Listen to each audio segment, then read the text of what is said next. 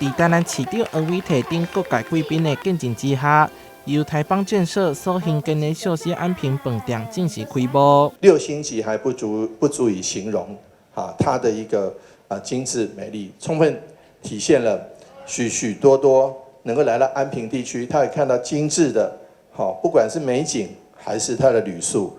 通通都是最好的。为着让旅客感受府城之美，因此饭店外观是致敬8当历史的安平国宝，同时选用红砖、乌叶、甲白树建造，带着旅客为异乡出发，品味安平的人文生活。怎么让安平这个很漂亮的地方要更漂亮，跟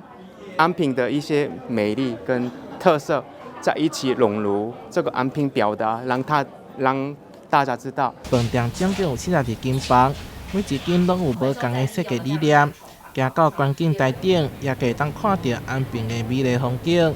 外口也有地色公园，同时也搁打造全台第一座沉浸式活动空间。那在开幕期间到2月8号，我们都会有7999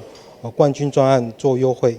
那配合了甲子园茶叶以及 VWI 2017年首冲冠军的咖啡豆。那在2月8号之前，豪华客房1大床特殊专案，我们预估在今年的建成400年将上看90%的住房率。2024年会当讲是观光大年，饭店业者选伫这个时阵来加入，